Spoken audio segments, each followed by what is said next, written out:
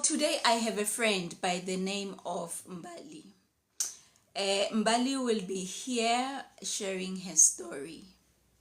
There's only one thing I need from all 52 of you. I want you to treat Mbali as your sister, your fellow TikToker. Today, Mbali is going to share her story, and all that I would love from you is for you to be sensitive and be respectful towards her story. Now, remember Hori Mbali is going to share her story, ne? It's her story. It's her life. You cannot say Mbali unamang unless you went to the same ndumba with her. Is it making sense now? Now, if you guys were shopping gupu, you were doing the tang all night, you have the right to say you are lying. So she's gonna come in, she's gonna share her story. We are going to give her our ears, we are going to give her our sympathy, and we are going to empathize with her. Now, this is actually part 2, because part 1 never existed. So I was supposed to bring in Mbali earlier, but she fell sick. Now, a lot of people, they understand, Hori, if someone falls sick as they are about to share their story, that is an attack. That is definitely an attack from the devil, because the devil doesn't want her to talk. The devil is happy with 14-year-olds becoming Sangomas. I am talking about the reality of South Africa. There's a 14-year-old right now who is going through uktwasa. Even younger guys. I'm picking on a 14-year-old because it's just an age that I can think right now. Are they called? We don't know. But sometimes it can be depression, anxiety. There can be something underlying. Anyway, guys, I don't want to get into that. So today, Mbali is going to share her story. And her story is gonna move. It's gonna move in levels, in dimensions. Now, allow me and Mbali to converse. You will be in the comment section, and all that I ask from you is for you to be sensitive and be respectful towards her story. Bless the session. That's it. Oh, okay. Okay, no problem. Father, in the mighty name of Jesus Christ, we thank you for today. We thank you for your word. We thank you for the Holy Spirit. Comforting, and we know that we are close to you, Lord, at all times. Lord, we bless this session as we are about to hear, Lord, from different perspectives, Lord. Open our spirit, Lord, open our understanding so we see it and we understand it in your way.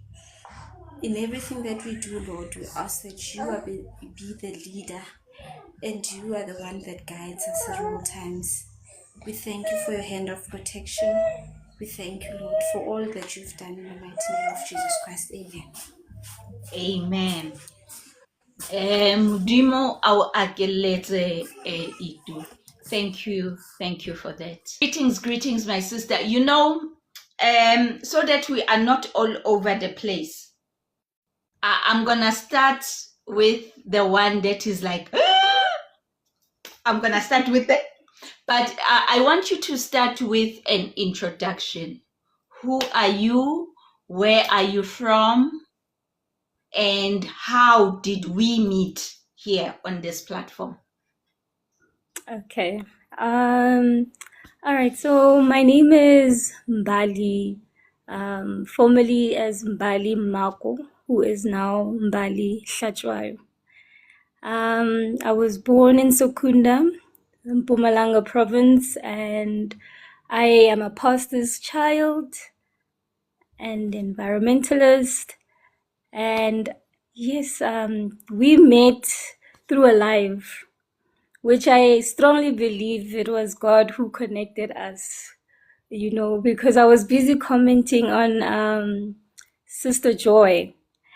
And I was just commenting and commenting, and I think I had a response comment to you or something. And then you also responded back, and from then since, yes, we've been in contact. Do you have siblings?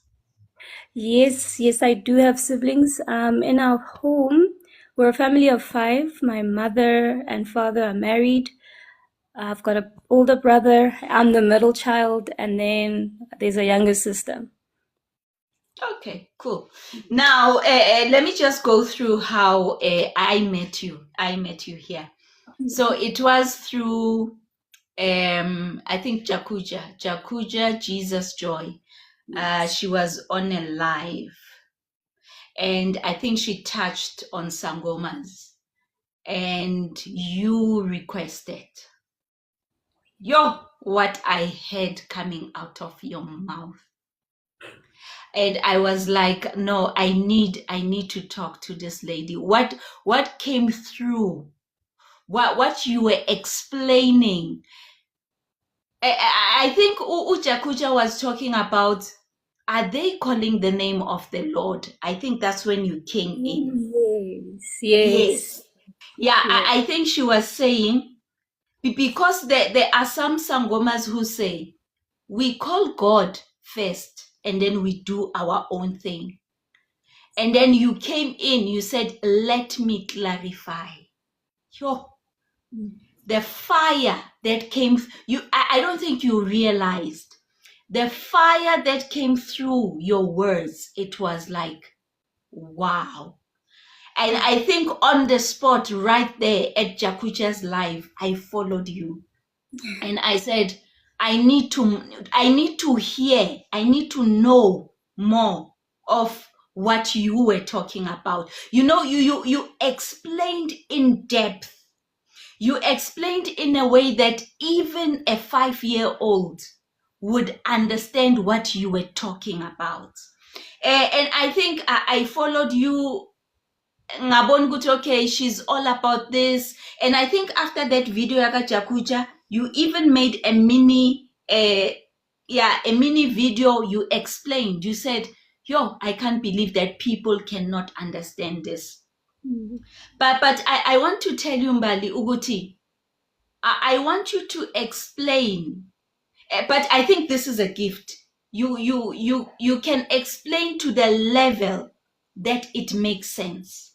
Now, I think the number one question, what all of us are asking ourselves now is, how did you transform from Sangoma to a Christian? But before you get into that, tell us about your calling into Sangoma. Okay.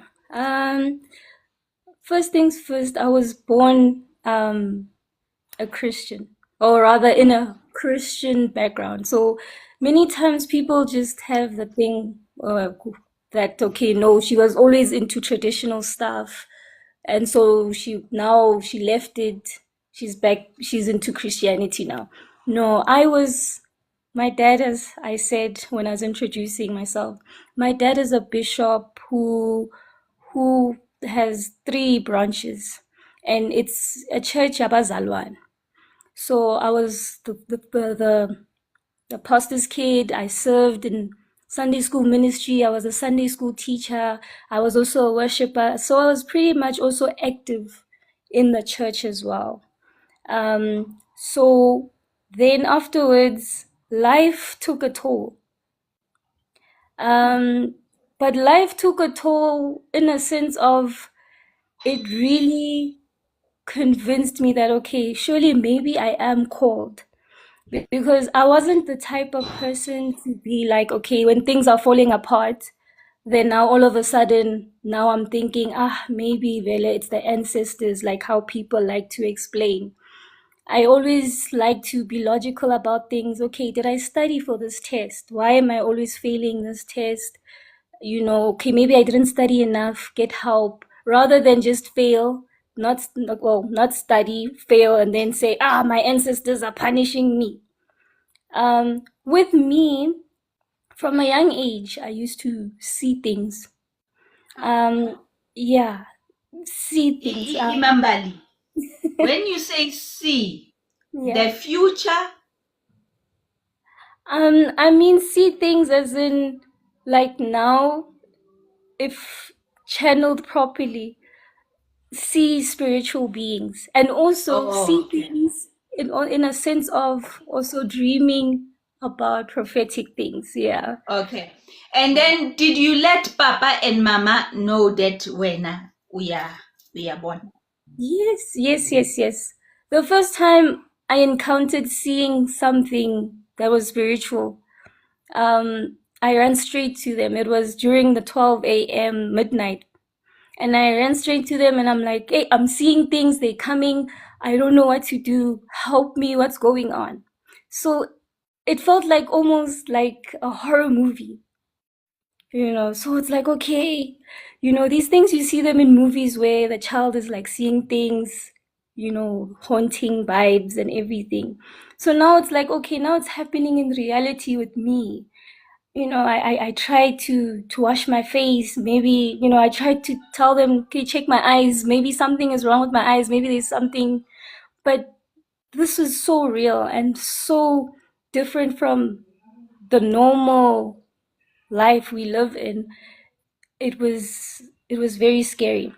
And my parents, yes, they knew, because with regards to the dreams, seeing prophetically and being able to see into the future, they knew. Because every time I would dream, I'd tell them, Mom, Dad, I dreamt about this lady at church. I dreamt she was pregnant, and I dreamt she lost the children. And at first they would be like, okay, that person hasn't announced that they're pregnant. But as time goes over the year, oh, okay, she's pregnant. Oh, okay, there's a complication with the pregnancy and it's twins, like you said. Oh, okay. This complication might make her lose the children. And I'd come back and be like, hey, according to my dream, she's gonna lose these children. So eventually, Vele, it happened the way I dreamt it. And I don't speak to that lady. I don't talk to her. It's one of those, oh, Sanbona, after church, and then I just pass. So the dreaming and everything, my parents were aware of it. And also certain pastors who were friends with my father could already see that there is a gift that I have.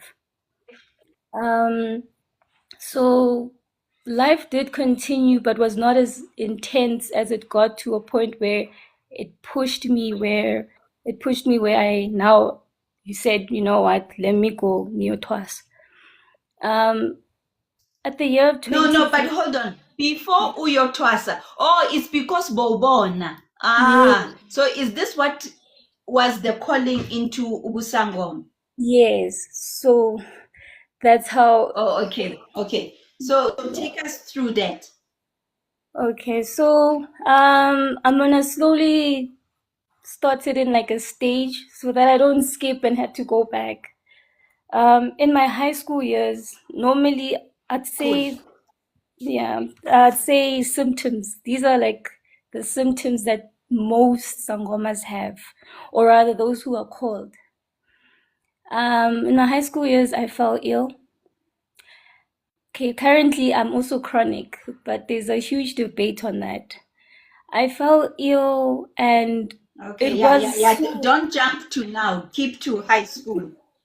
yes, high school. So everything in my life in high school was fine. I was excelling, sports, academics, everything was chilled. And then all of a sudden, I started having boils all over my body. When I go to the doctor, no, we can't see anything. So I don't know, maybe it's something you ate, or maybe you're not as clean and tidy and hygienic as you think you are because it's causing the boils. Then it progressively became worse. Then I had pneumonia. Then all of a sudden now I could have cancer. Like the doctors couldn't figure out what was happening with me.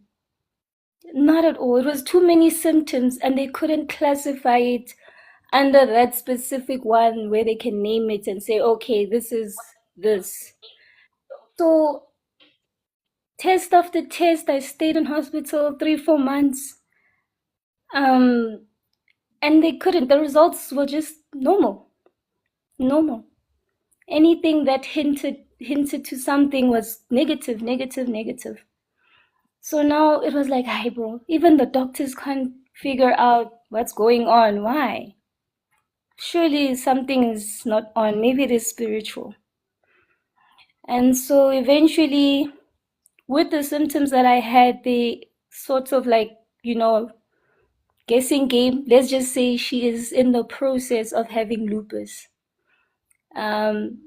So fine, they gave me all the treatment. The treatment didn't help. I used to drink almost like 35 tablets in a day. So it was just not normal. So then afterwards, the dreams became even worse.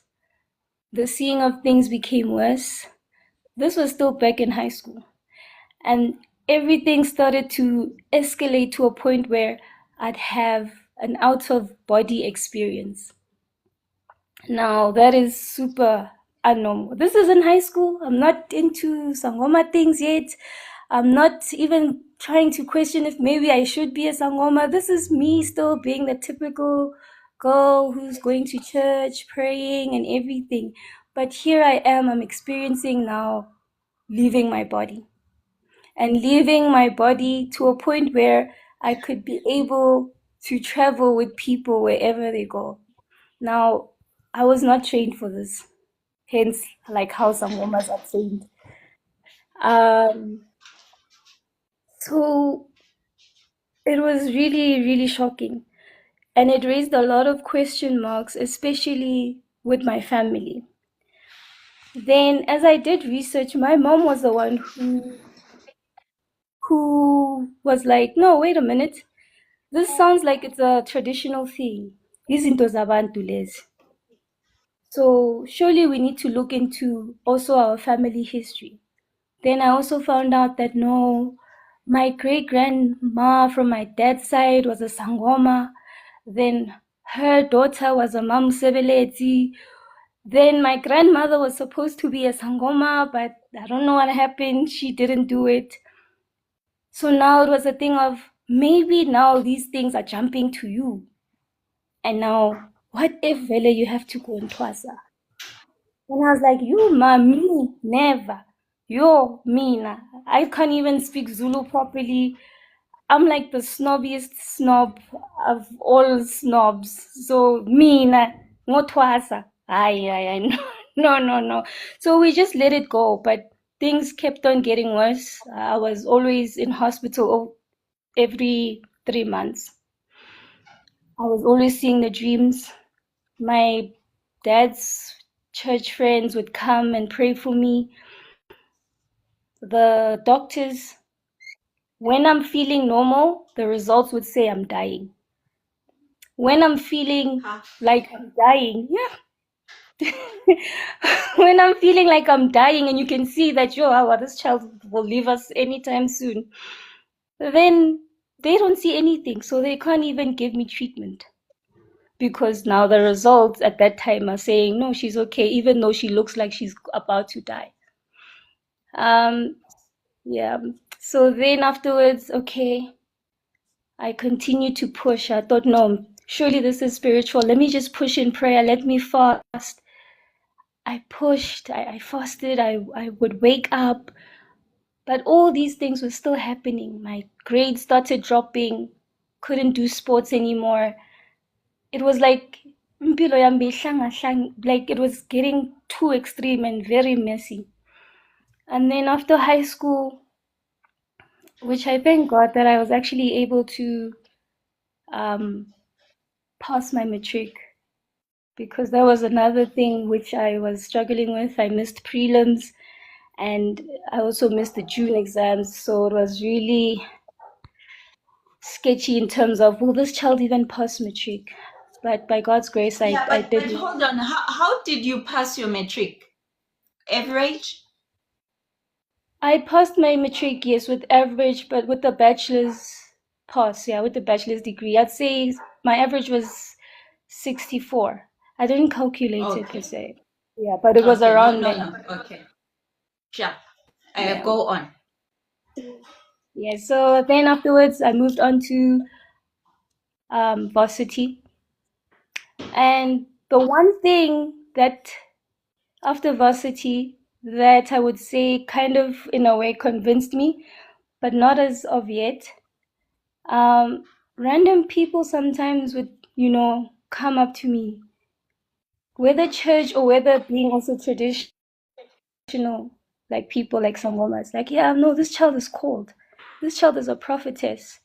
This child, she must heal people. So it was like, no, I refuse. I don't want it. I don't want this gift. And the more you say you don't want it, the more the symptoms come forcefully.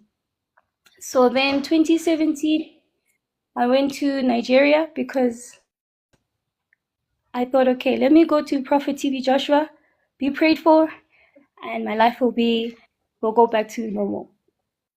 I went to Nigeria, they prayed for me, I came back.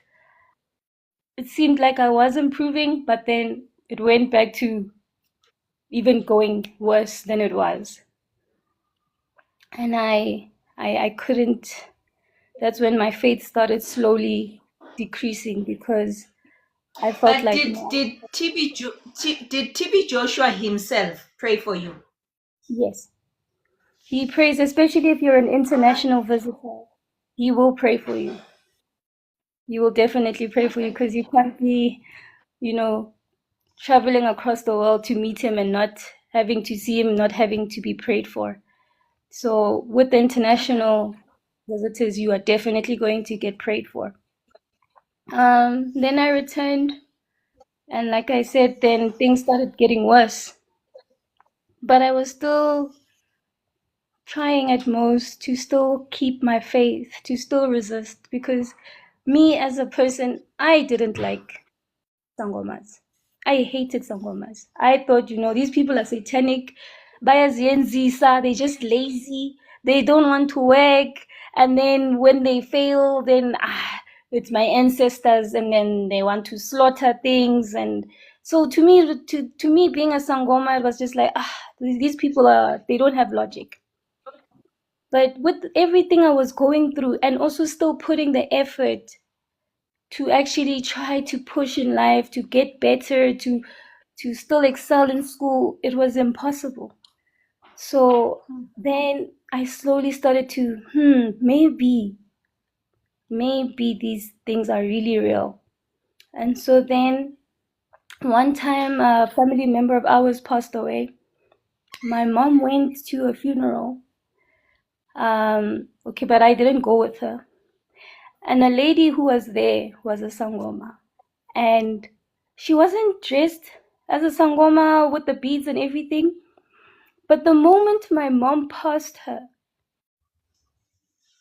bathi kwakucubula idlozi, where you don't have control. That spirit just takes over, and it must say what it has to say. It must speak your truths, and it must tell you indaba zakho. Now the person who's being used by this spirit has no control. They black out. They don't remember anything. They don't see anything. They just find themselves maybe bavugile and be like, oh, Kanti, why are people looking at me like this? Then the people would tell them, no, you were saying this and this and this to this lady, and you were telling her ndabas. So the same thing happened to my mom, where a lady just bavugela idlozi. Amtshela indaba zasekhaya. And also by then, my mom also didn't believe in these Sangoma things and traditional things. She's not umuntu wesintu. So it was like, hey, man, okay. And through that lady, she found out who her real dad was. Which for 40 years, she thought the dad that she knew as her dad was her dad, but no, it was not her dad. And my grandma, her mother, confirmed that no, it's true. This is actually a secret. And I didn't want to tell you because I didn't want you to feel left out. So when my mom came with the news back home to us, it was like, ma, kunamandla musila. And it was like, yeah. And Mtanam, I think you should go, especially me, because with everything I was going through, she could see that this is really not normal things. And never have we encountered what she encountered in a term of prophetic revelations in church. That was when you said your mom segazanindaba ekai. Yeah. Oh yes. So my mom then told us as a family, Guti, you know, this lady, she's a Sangoma, and this is what happened when I passed her. And then she started telling me all these things. And we were so shocked because my mom has no reason to lie to us. And it was very confirmed by my granny that her dad, that we thought was her dad, is not her dad. And we were like, but why couldn't church reveal these things? Why couldn't, I've been to Nigeria. And as much as Prophet TB Joshua prayed for me, but why weren't these things revealed? I've been to so many churches, Ausnaledi. I've been to Cape Town. I've been prayed for by many pastors you won't understand. And I was still not getting the solution of my healing and taking away of the seeing things and getting outside of my body. And sure. So it was like, maybe there's also solution on the other side. The other side in which we think is, evil, but maybe there's a solution. And maybe it's not as evil as we think it is, because if something is evil, why would they give us a solution or revelation such as the one that my mom told me?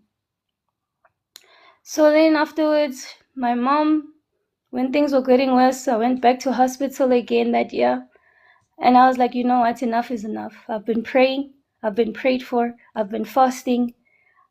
I've been even trying to be the obedient girl, because sometimes, the pastors that I would encounter would tell me, no, the reason why you're going through this is because you're a sinner, or you don't have enough faith, or no, God is teaching you something.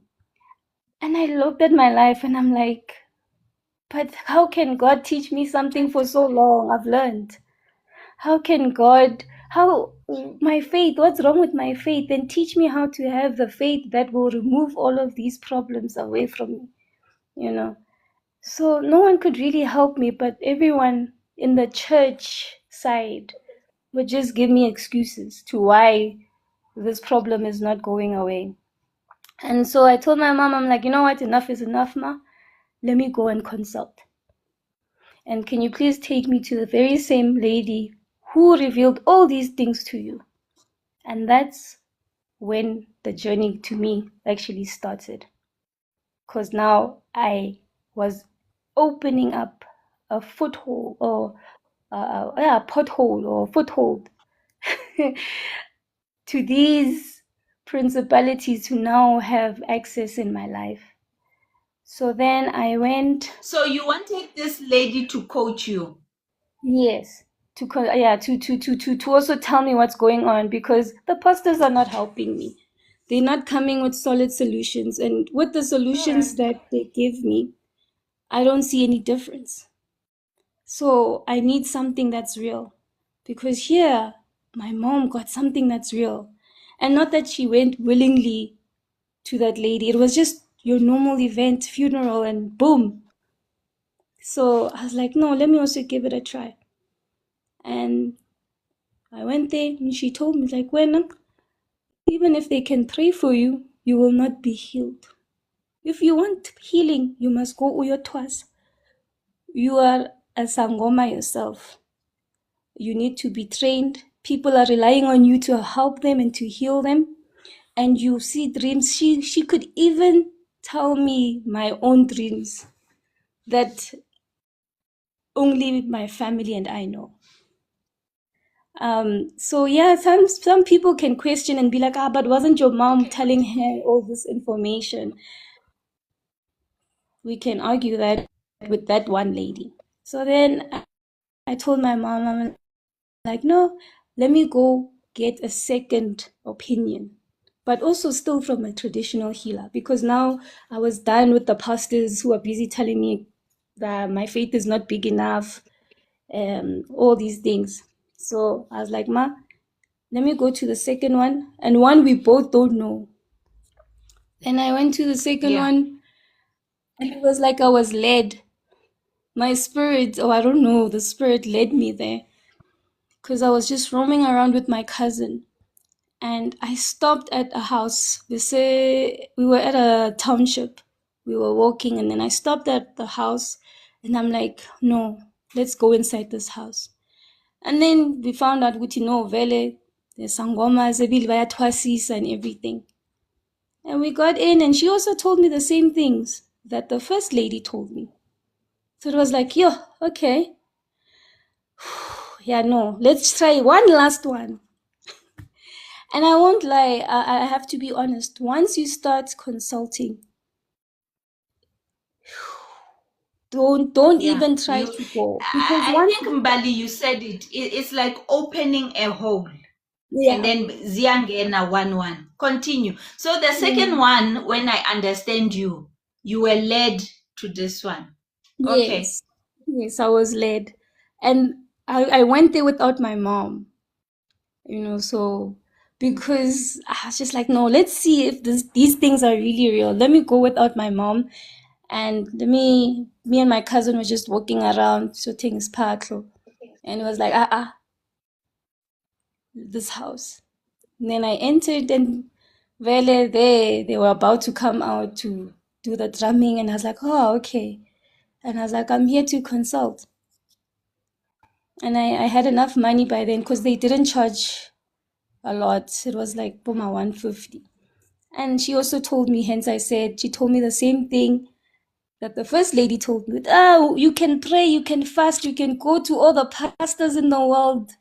You have a calling, and this calling will continue to suppress you until you heed and you do what you have to do. And I'd ask her, like, but why? I don't want this calling, take it away. It's like, no, you don't choose this calling. We also didn't choose this calling. So it's just you. It's how God made you.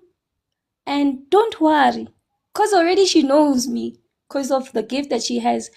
She knew what to say to convince me or to make my guard down, because it was a thing of, don't worry, we also pray. Look, in Handumba there's a Bible. She pointed, she's like, there's my Bible. So you see, God allows these things, or else he would have destroyed us all if truly, it was bad to be a Sangoma. So I was like, let me think about it. She's like, yeah, think about it. But there will come a time where everything will be too extreme that you will either die, or your family will start dying one by one. Ha. Or, eventually, yeah. So I couldn't also dispute So that. did you tell your mom about this second consultation? Yes, after I got home, both me and my cousin told her, like, hey, this is what happened. And my cousin was like, hey, man, I'm also surprised why she's randomly stopping by a random home. And now she's busy saying we must get in. So it was just like, yo, yeah, no, it's serious, Linda.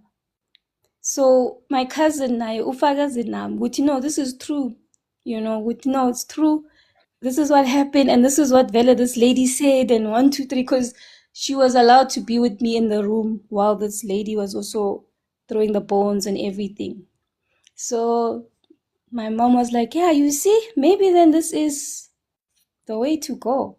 And I mean, Bali, do you want to die?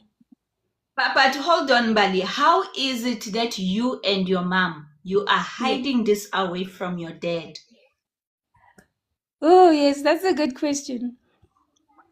Um, we were hiding it because we knew how my dad felt, and we knew, okay, with his history of his great grandparents being Sangomas, it was a thing of, to the way he explained it, is that we no longer do these things because they evil. Ah, okay. So we knew how he felt about Izangoma and everything from way back. And so it was a thing of, okay, if we present this to him, we already know it's actually even going to offend him. So Yeah. let's keep it So between it us. was a secret between you and your mom.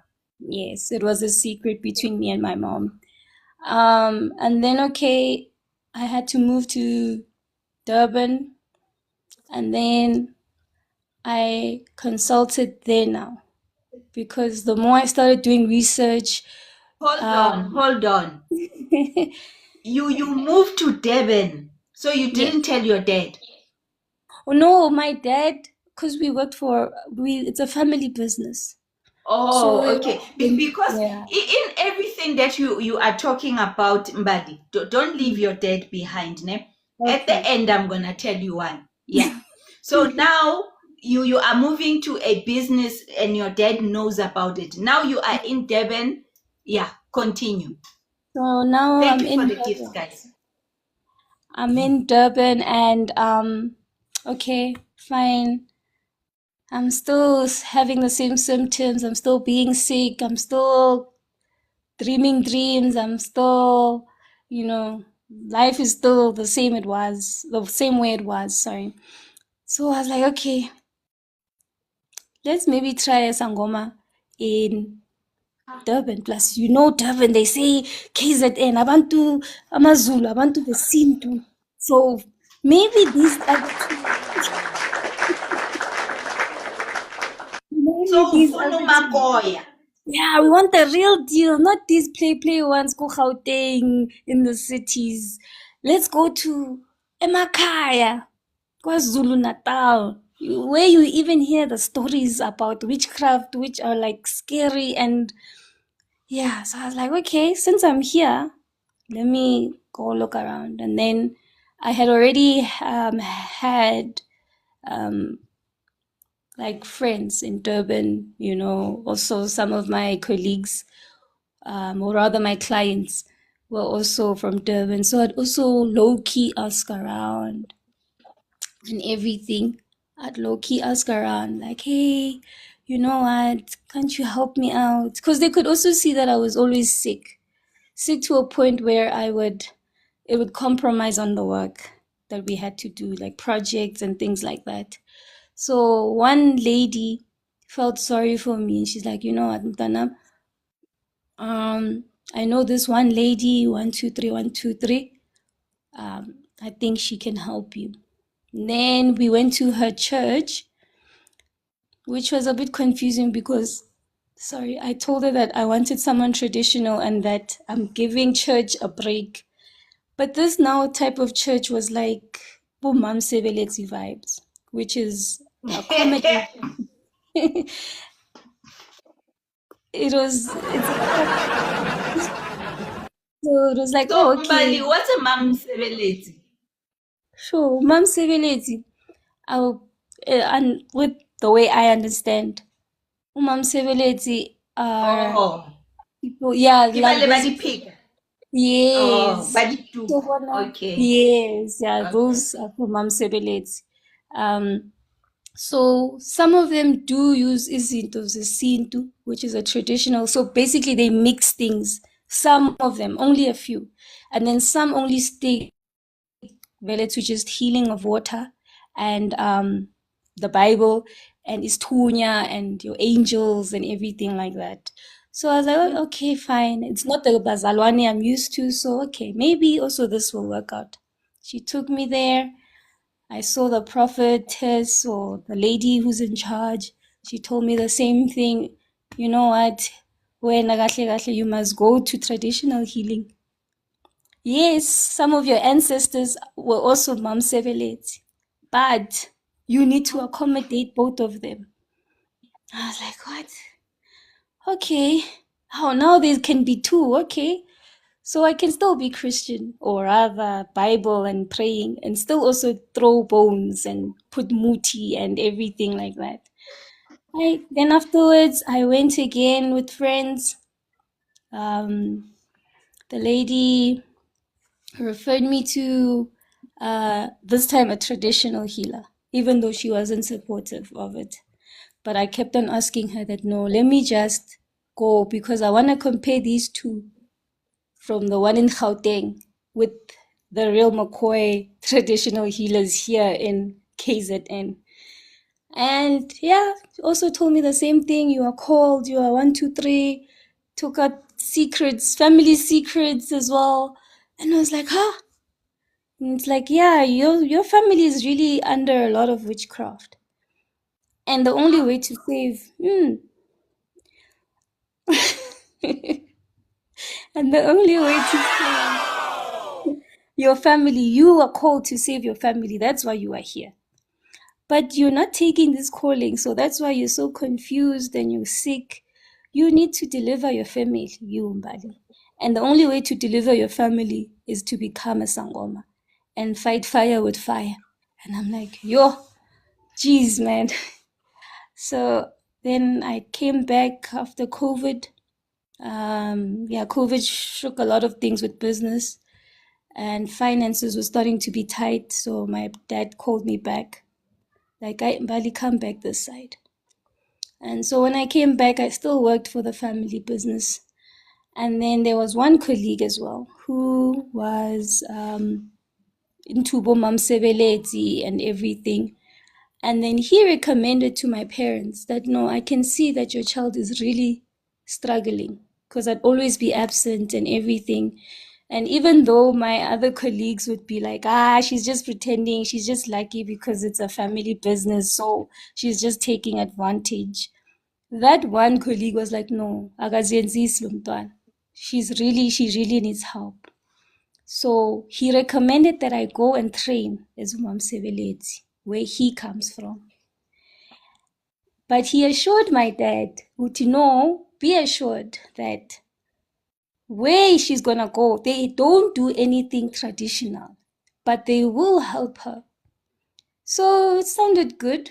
And then my dad was supportive, like, they use the Bible, and it's not as scary as traditional healing training. So go, So my dad approved, and I went, and I stayed there for 3 months. And I didn't finish because while I was still there, I would still get dreams. So it's longer than 3 months. Yeah, some it's longer than 3 months. The process, Yabu Mamsebeleti, usually minimum is 3 months. But depending on your growth and your calling and what you must do, it can be longer.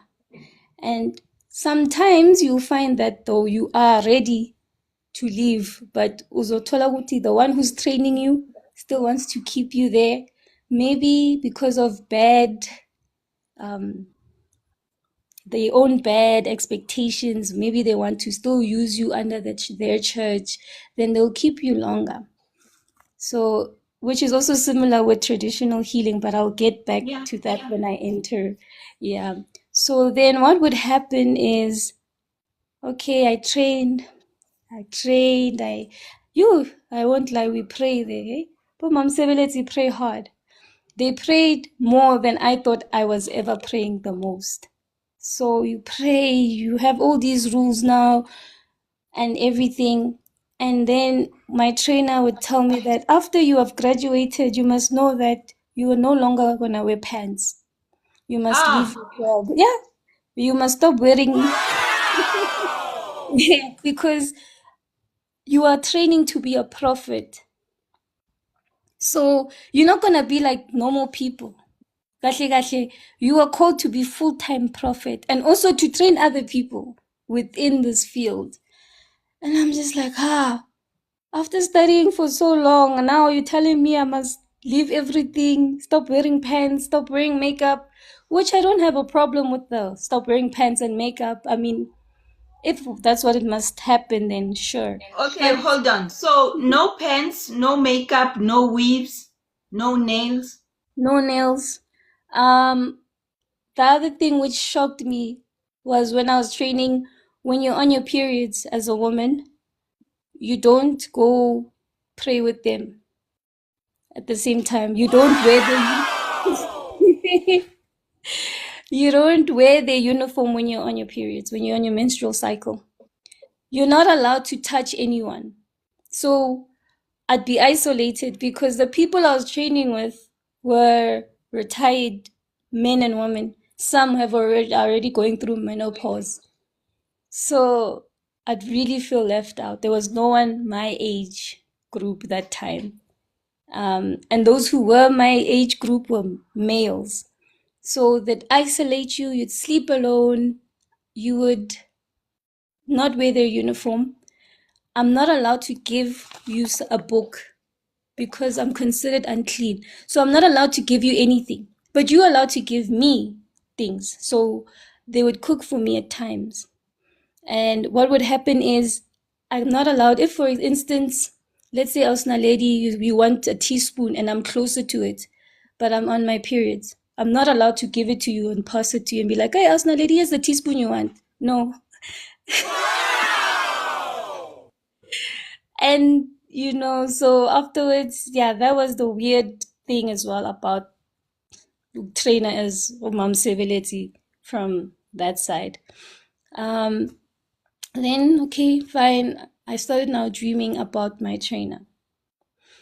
And when I dreamt about her, it wasn't good dreams. It wasn't good dreams at all. It was like I was being attacked. And then also, again, I'd hear one of the guys, they would be like, hey, that lady, she's actually also into traditional things. Every time she wakes up and she goes behind the toilet and she burns things. So then now it's like, how? These people are not as genuine as I also thought they were, or the way they presented. So then afterwards, my sister, I was allowed to have visitors, but only to visit during the day. And my sister, because she's young, she could even stay with me while school holidays were, were then. So then afterwards, she stayed with me for like 3 days. And then on the second night, she was like, Sissy, I had a dream about you dying. And this old man came to me and I was like, hey, you have a dream about me dying. She's like, yeah, and you died here. I'm like, yo. And I don't take dreams lightly because already I myself am a dreamer. So I like, why is she speaking like this? And she was very young. She was like, Mama, 10 years old. Why is this child speaking like this? So then, okay, then I now dreamt about it. But then I wasn't sure if she's on this live as well. She's watching. Hi, Javu. So you and your sister, you actually saw your own death. Okay, Yeah. continue. So yeah, then also okay, so then I also got a dream Yeah, now you where are good. Now you are sharp. awesome. So then I also now got the dream and I'm also now I hear this voice. It's like we're in the same room. I see my sister, I see myself. But now I'm hearing a voice saying, if you don't leave here tomorrow, you will die. I'm like, what? And it repeats, but now louder. If you don't leave here tomorrow, you will die. So now I was like, sure, okay. No, this is serious. So then I wake my sister up early in the morning. I also tell her, like, hey, I had a dream and this is what's going to happen. We're going to do things in secret. Because I was always advised, yeah, no, we have to do things under the carpet, especially when it comes to spiritual things like this. You don't want to be offending the trainers, the people who are supposed to be training you, because they are more powerful. They know the tricks and everything. So they'll do whatever it takes to keep you there if they find out that, no, this one is actually planning on leaving. Because they gain when they receive people. They gain, I don't know what they gain per se, some money, because now they're keeping you for long, so that means more money will be pouring in for a longer time. And then some also your gift, that they can use this gift for the organization. Yes. Which is also similar to the Dlozi side, the traditional side. But hence I'm still gonna get there. So now I tell my But sister. it seems like there's a lot of similarity as you Yes. are talking. Mara Tubega, go on. So then afterwards, okay, I'm like, Ceci, you know what? Pack your things. She packs. I also packed the few bits, because I had a microwave there. I had too many things there, and not all of them. Yeah, it was like as if I'm going to stay there permanently, to be honest. And already my parents had helped get them electricity. So because my dad was supportive, a lot of things that I needed were also covered for. So whenever I needed uniform, it was covered for. And I was still getting my salary whilst still training. Because Mbali, salary yani? it's salary, because I knew I was still working for a family company. So it was a thing of, Oh, well, no, we not won't. Gumamsebelezi. Okay, sure. Yeah, no, not Gumam Civilate. So I was, my mom put my parents put electricity. My dad helped fix the doors. So it was like flowing of money from my family, because everyone is supportive. I'm there to get help, and yeah.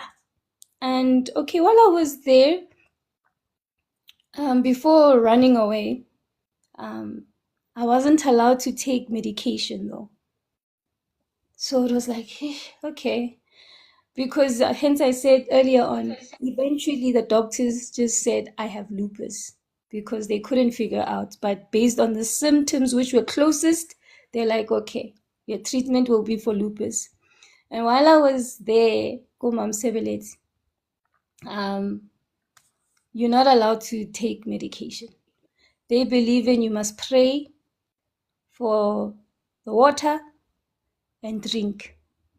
And you'd find that sometimes I'd have these chest pains, and chest pains that even painkillers would not be able to heal or to relieve. Then my trainer would come with a mixture, which was, I later found out that it was impepo and certain other muti things, which confused me, I must say, because according to them, they don't use izito zesi.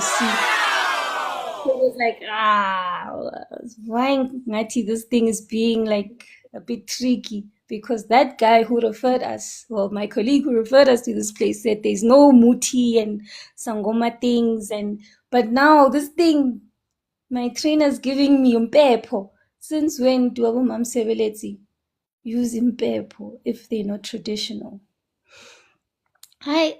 Moving forward, sharp, I tell my sister, we're going to do this secretly. We're going to tell this lady that we're going to the shops and we don't return. So when she says, sharp, go to the shops, we are going home. So in the morning, while everyone was still sleeping, packed all the things that could fit in the car. Pack. Hayi, besicela ukuphuma siyothenga, asina grocery, 1 2 3 unjabula ulambile. Then yeah, gone. We went back, and this was in Siyabusa. So you had a car there. You had a car. Yes, I had a car. Yes, I had a So car. how far is that place to your home? It's like 2.5 hours, or let's say 3 hours. No. Yeah, we traveled. We traveled. We traveled Ausnaledi. But I was like, I'm not gonna risk it. That dream told me if I don't leave today, or if I don't leave, as in, yeah, today, because it was the next day, then I'm going to die. And we returned, and the hard part was telling my mom that, Ma, this is what happened. Because my mom really was wanting me to be healed. So if now there's a solution and I'm running away from the solution, we knew how that was going to make her feel. Because already in my high school years, I had stressed her with going to hospital, having to wake her up, them rushing me to hospital, me seeing all these things. So, though by God's grace, she didn't get angry. She understood because she's like, if the dreams told you, both of you, this, then who am I to dispute it? So then after that, we asked my mom to just tell her that no, and Jabulo was crying and that she just wanted to come back home. So I had to detour and just come back home with her. And the room that I stayed in had a key. So I took the key with as well, even though some of my things were left, like my mattress, microwave, and other big things were there. And then, oh, the lady was like, okay, but when is she gonna come back? Then we made up an excuse all together that no, let's agree to tell her that now I'm sick and I'm back in hospital. And I wasn't sick or back in hospital. But we were trying to make it seem as if You I'm not didn't run doing away. yeah. So that she doesn't get angry. And for the fact that some of my things are still at her place, who knows what she can do with them? In a sense of not stealing them, but spiritually, what can she do that now maybe she takes one of my things and then she does other things with them? Because she's a spiritual person. And just because she claims to be Mam Sebeletsi and more on the church side doesn't mean that she's not capable of doing evil. So then my mom, then like a few weeks later, told her that no, Mbali won't be fit anymore to train with you. I think it's best that she will recover, then we'll continue later. And that lady was so angry. She started calling me, started sending me SMSs, started sending her child to also SMS me, hey, I will regret. I better come back soon. If I don't continue after 21 days, then yeah, if I come back again, I must start all over the process. So it was like, sure, she was just Yo. trying. Yeah, she was trying and trying and trying. And so yeah, it was rough. Lady, yeah, my mom went, okay, but I went with her and we went to go get the rest of my things. And then afterwards, I went back to the normal living. I'm back at work. And also, the colleague is also now back. Well, not back, but rather he can see that I'm back. And he's like, hey, are you sure about what you're doing? He's also trying to convince me. And I'm like, yeah, no, let me just get my things right and everything. But he wasn't so aggressive in trying to take me back or convince me to go back. So then afterwards, everything just went on about the usual. But now the dreams were still there. Or the prophecies were still there. Ooh, Ausna lady, I can't hear you. No, sorry. Yeah. I'm sure I wanted to block the noise. Okay. I wanted to say, Yes. now that you have left Abu Mam Sebelezi, did you continue with your medication? My medication, yes. And it increased even more because now when I went back to hospital, it was like, you're not improving. So now let's add more of this and add a new medication. And yeah, so yeah, I did continue with the medication. So then afterwards, okay, life went about. And then I spoke to my mom. I was like, hey, let's just get a traditional healer who will then just treat me when I face things. One of the encounters that I had with my health was that I couldn't walk. Um, my legs were locked, or my knees were locked. I couldn't move them, Osna lady. I thought I was going crazy. So, when family also now started hearing, hey, she can't walk now. What? Why? Yeah, it's these things. Askari, she's running away from them. She doesn't want to be a Sangoma. Vele bazomkhombisa amadlozi, bazomshaya, amshaye, uzoya. So then I was like, yo, guys. Yabayangishaya ngempela. Now it's wow, we went to hospital. Mbali, I want you to explain the legs. Did you lock on the knees? It was. What do you mean? What do you mean you couldn't walk? I couldn't walk. I couldn't bend my knees.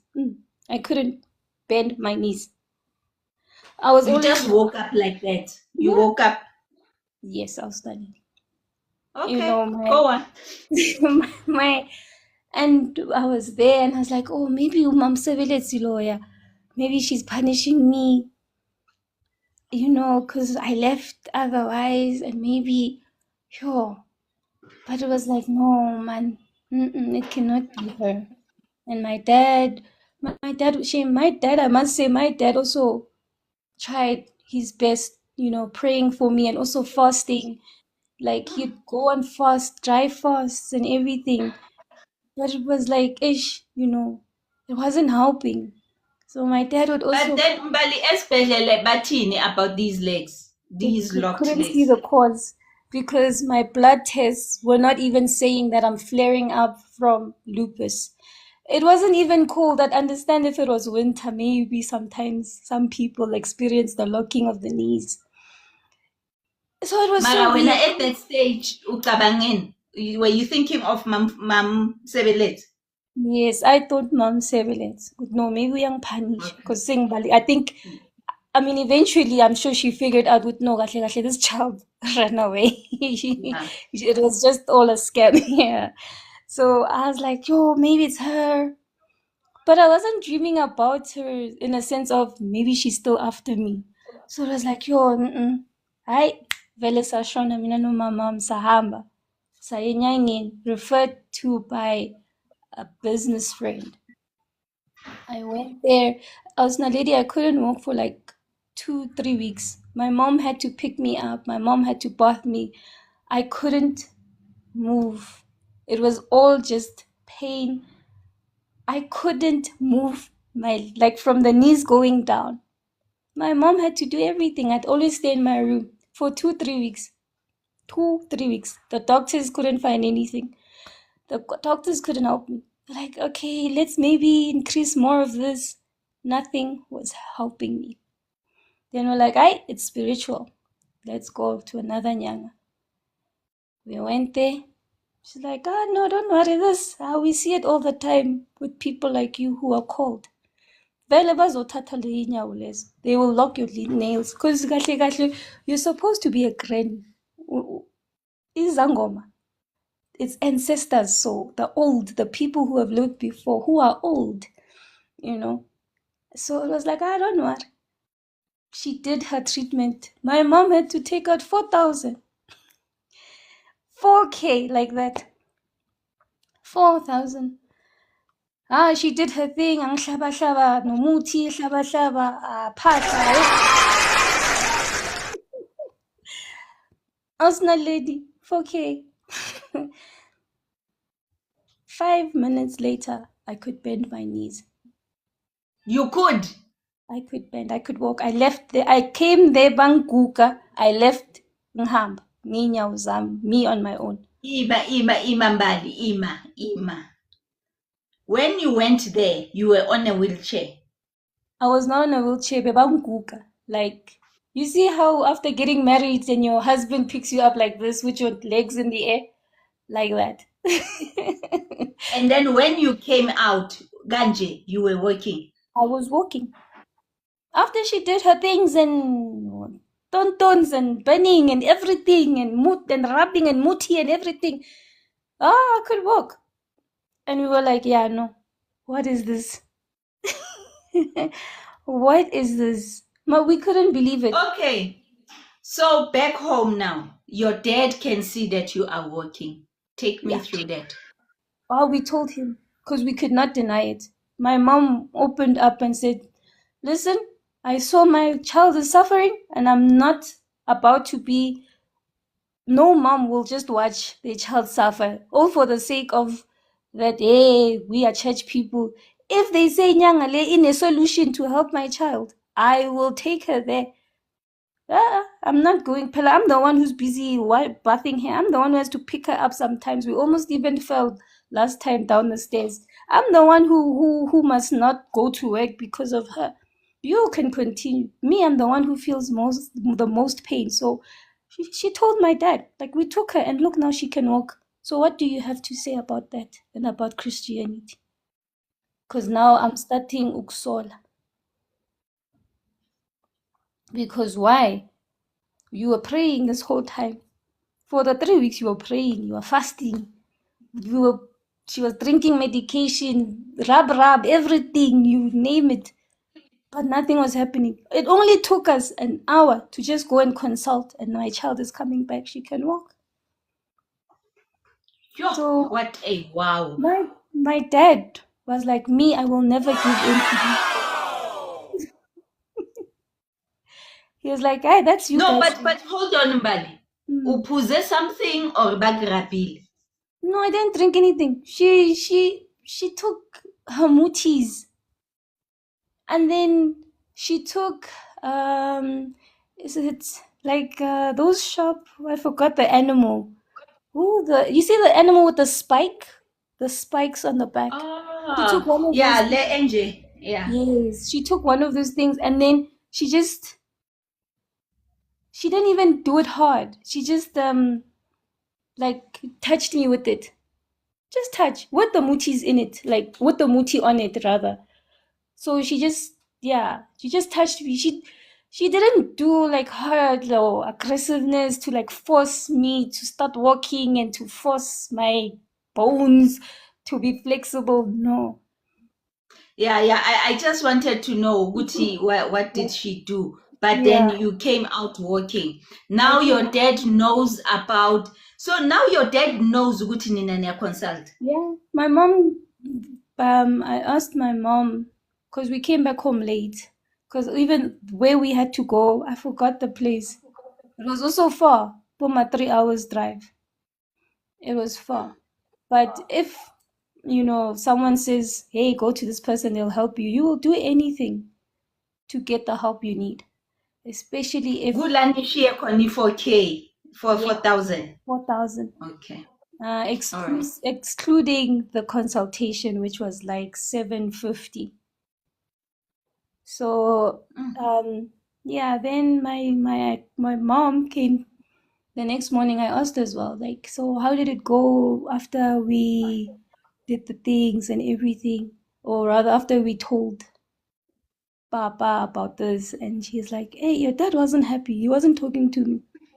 He was just playing loud gospel music and praying and everything and casting out demons because we went to that place. But I told her. I told her about everything, that even that other time when you went with your cousin, what they said. I just told him everything. He must just know that this is the reality of things. He's not happy, and he said we can do whatever we want, but we mustn't involve him and we mustn't bring it here at home. So I was like, hey, okay. If that's the case, then sure. Sure, then after that, I took a break a bit from consulting. But then now I was not passing because I was still in varsity now. I was not passing. I was doing everything. And what would happen when I have to write exams? I'd fall sick. But then the next day, I'm fine again. And it's like, no, no, no, no, no, no, no. I studied, I was prepared. I'm supposed to go. Why am I now falling sick at this time when I'm supposed to write exam? Then my mom was like, hey, you know yourself. You know you're a spiritual person. So yeah, you have to eventually make a decision, Mbali, because we can't go around like this, round in circles. Then we went to Limpopo with my mom. And I was like, no, ma, maybe if we can just get treatments from these sangomas, maybe then my life will be better and I won't have to twasa like how the others are saying. Manje Mbali, nwenzani eLimpopo? Sobone nyinyang. My mom and I, we never used to stick to one sangoma. We never used to stick to one sangoma, especially for a long time. We were too scared So that what if you were comparing notes. Yes, we were comparing notes and also comparing powers and also comparing because the one we went to in Sangoma, it was a referral from her friend. Her friend. Okay, And take us to Limpopo now. yeah, so now we're in Limpopo, and the Limpopo one was, I won't lie, it was quite fancy. It was not the usual nyanga and the weird small ndumba and animal skin. It was tiled. It was like lady, it was like a surgery. You see a doctor's surgery. So you wouldn't even tell Huriawa. Here, it's traditional healing. No. It was so classy. Even the Sangoma would sit on a chair and just maybe have their beads and a few muti around, nicely packed. You would sit nicely in a nice carpet.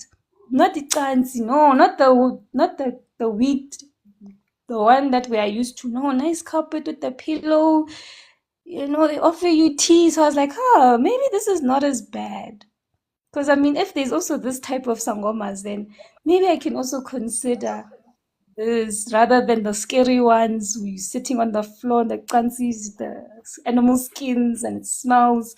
No, maybe this is, yeah, soft life sangoma, you know.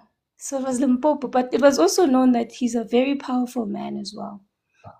So he told me, he's like, no, my child, you are called. I can give you treatment to relieve, to relieve, not to take it away. It will come back. It will come back. Even the legs that you were busy having a problem with, that time we didn't even tell him about the locking. Even the legs you were having a problem with, they will come back. And if there's a point where your ancestors are gonna get so angry that uzohamba uyothwasa nge-wheelchair, so fix things. You can come to me, but I don't advise you to come to me because they have to show you where you must go. But if you are super desperate, come to me to show them that no, you are willing, you are not resisting or trying to delay, you are willing. Then we will help you. And then if there's a change, you will go where you must go. They will show you your kawela. They will show you the things you must do. So I was like, yo, yeah, ne?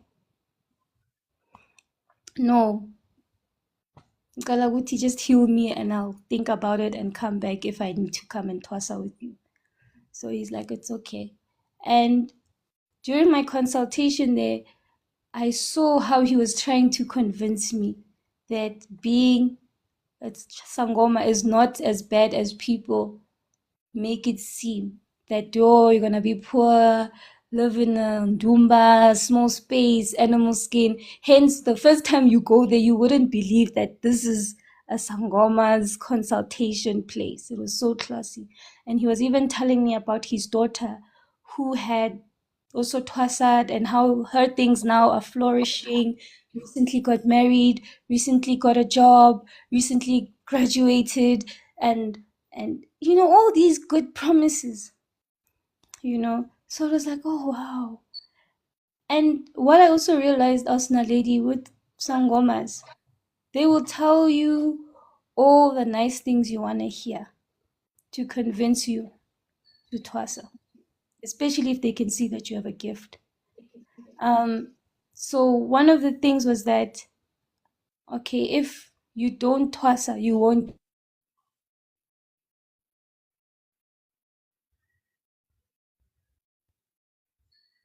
get married.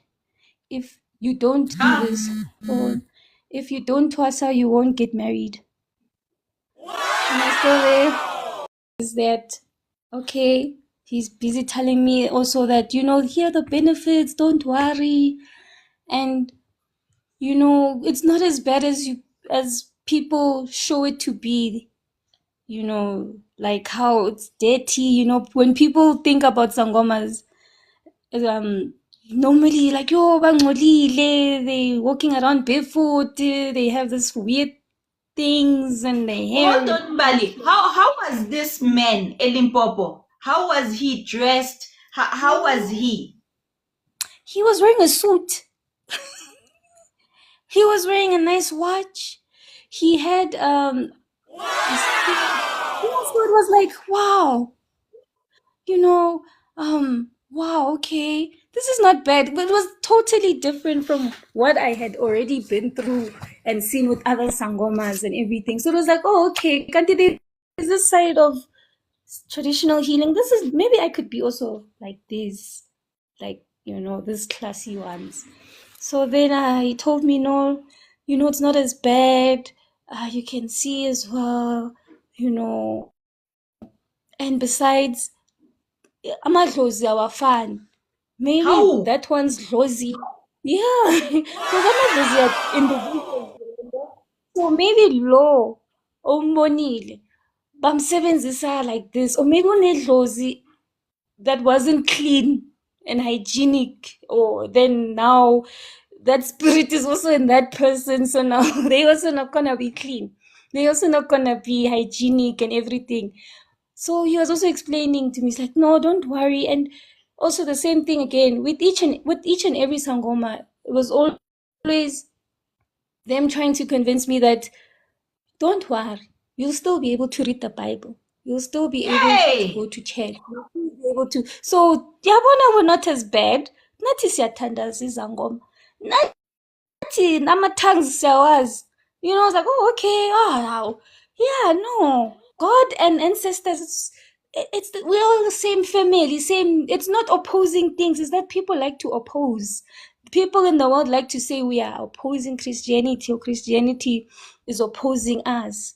How? I mean, both Abraham and them are also spoken about in the Bible, and those ancestors. So it's like, okay, Now, all right. Mbali, this man was Elimpopo. Did he have a Yes. Bible in his consultation? Yes. Also a Bible. They all have Bibles in their hands. Hey! They Nkosi they yami. they have Bibles. Or at least there's some. I'm not gonna say all. Let me not say all, but the ones that I went to, House Naledi, they all had Bibles. There is. Yeah.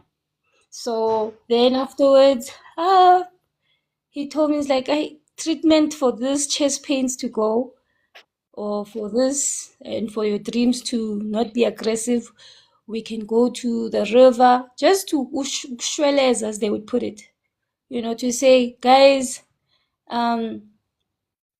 she's still busy right now studying, just give her more time, and then afterwards she will come and twasa and heed to your calling, so that in the meantime they mustn't come in aggressive and cause too much havoc in my life. So, Mbali, bayokwenzani emfuleni?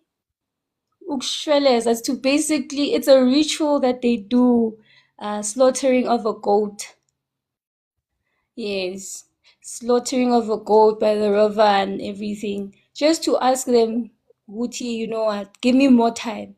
Don't be so aggressive. I see you, you are there. I'm no more resisting. I accept that you exist. But Oh, so give to me buy time. time. Okay. Yes, to buy time. So then afterwards, he was like, Ukshweleza, that's 20,000. And my mom was like, Hey, hey, hey. Hey, hold on.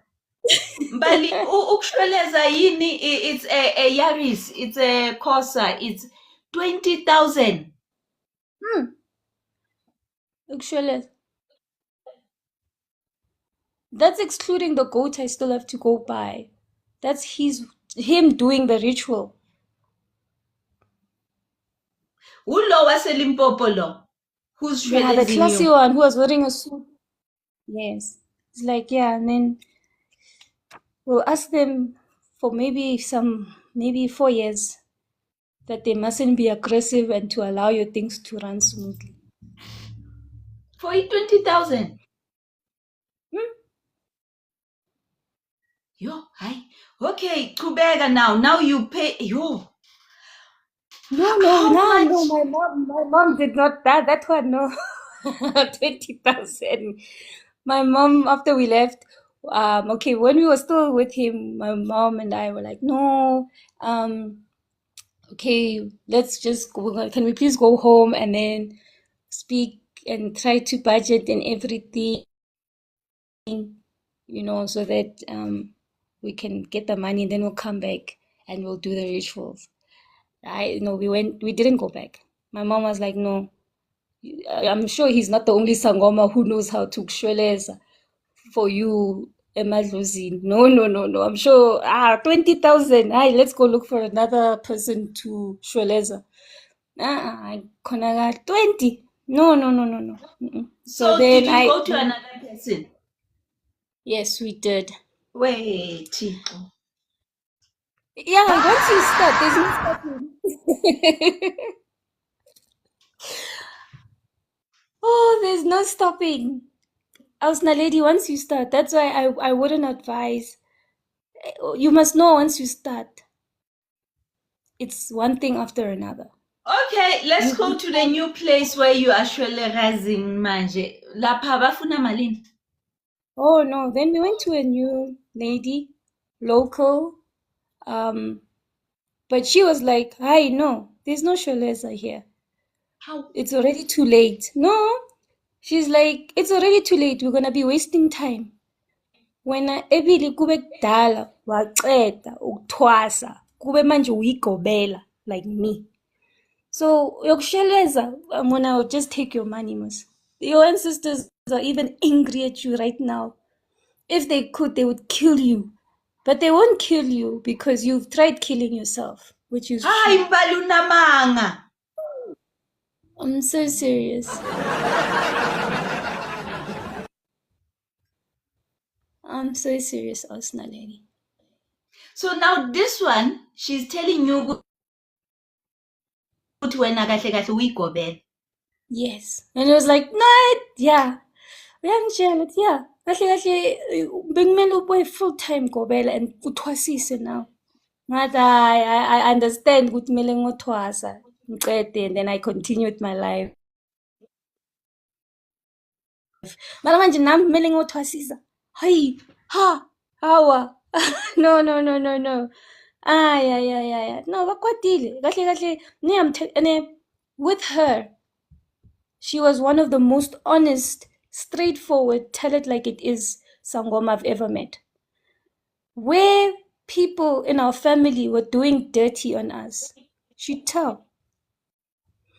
She was so precise, Naledi. Naledi, sorry. She was so precise. She was like, Mang from your Mang side of the family is doing this. Remember this jacket of yours? Yeah, it's missing, right? Yes. She took it. Uyenyange ngayo, and this has caused this and this. And Mbali, if you were Sangoma, you would have seen these things, but you are wasting time. She would even tell us of gifts that people gave to us, which they did works on them to attack my family. She would say there's a doll that's Okay. Imambali, because there are people who are misunderstanding now. Njengami. So umamakho umamfundisi, your dad umfundisi, but people are still abantu basaniloya. Yes. No Christian is immune to attack. Ngena. One thing we must Who is loyal you? People from church. It was a mix. Because some wanted my dad. Some wanted to get rid of my mom. Yeah, it was mixed.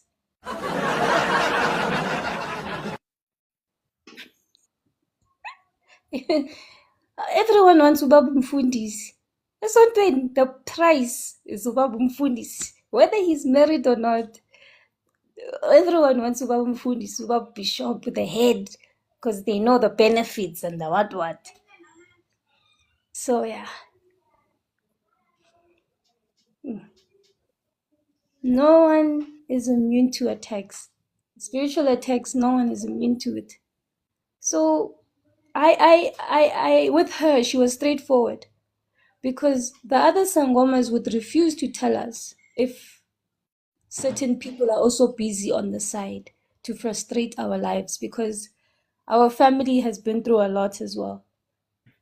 It was always fight after fight, but they wouldn't know Mang Mang is doing this because they believe in unity and not actually contributing in fights.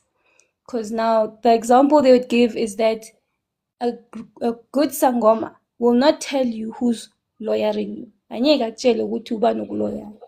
Because ngakutshela awusinaledi ukuthi Mang Mang is lawyering you, and that's the reason why maybe ungakwazi I don't know, taller the business is because of your friend or because of, I don't know, your sister, just an example. Then you as us lady, you're like, uye kanti ongenza ukuthi ngibe so. Ngisebenze nzima kangaka. Kanjani? Hayi, ngizombulala. Then us lady doesn't tell the Sangoma anything or even ask for help. Us lady goes, takes a knife or a poison, puts it in the sister's food, and the sister dies because what the Sangoma told her who that person is. So many Sangomas try to refrain from exposing the identities of the people who, yeah. So they will tell you. But with this one lady, she's like, I'm gonna tell you. What you do about it, it's none of my business. But I'm going to tell So you. Mbali bakutshela like khona umuntu ofuna ukukuloya, but No. they don't mention the name. Yeah, the other Sangomas, yes. They won't mention the name. They'll just say, don't worry, we'll help you protect yourself, we'll tell you what to do and everything and what. Then, yeah. But they won't describe the person. They won't even say the name. Or they won't say, it's your aunt. They won't say anything that can make you get a clear picture of who it is. But that lady, or that Sangoma, was like, nah, Mang Mang from Mang Mang is doing this to you. Mang Mang from Mang Mang is doing this to your dad and your mom because they want them to split. Gahle, Mang Mang and Mang Mang, because we had so many challenges. Also, my brother had challenges. So it was a thing of, when your brother does this, just know it's because of this person. Ubanban, bayan pashela. They call out your names. The person. When Mbali, did you forget to tell the story about the doll? Because everyone is commenting the doll. Oh, yes, the doll. Yeah, so thank you. The doll, she told us that, and because Anisha, you're family with family, you don't expect family to do evil things, especially when you're a child. So she once mentioned that there's a doll someone gave. I'm not gonna say the person, well, but she told us, but I won't say the person in this live because there are people who know me. I don't want them not to be like, Kanti Mang Mang is laughing. So yeah, so she said Mang Mang gave your sister this doll. Mar uyisebenzile cala when before she could give that doll to your sister. And that time my sister was young and I was like, what? She described those dolls and gifts that were given to my sister by those people to the T. Even my mom was like, no ways. I remember not so long ago, Njabulo was busy playing with this doll. So, sure. At the pink doll. Yes. So we were at the pink doll. Okay, so she was telling us that, you know what, Mina, there's no shweleza in here. Seyitshayile isikhathi sokushweleza. Aye. Kumele ungene, and you must get in as in yesterday. So now again, okay, Sharp, with everything that's been happening, going from one Sangoma to another Sangoma, I was like, yeah, I think it's about time. But then, the other Sangoma, the man, he told us, no, they must show me the Sangoma I must go to.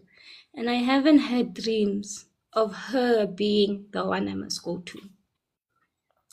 So it was just like, okay, and what are the dangers of just going to a random Sangoma just for the sake of getting through the process and getting over and done with? So the Sangoma lady was like, no, it doesn't matter.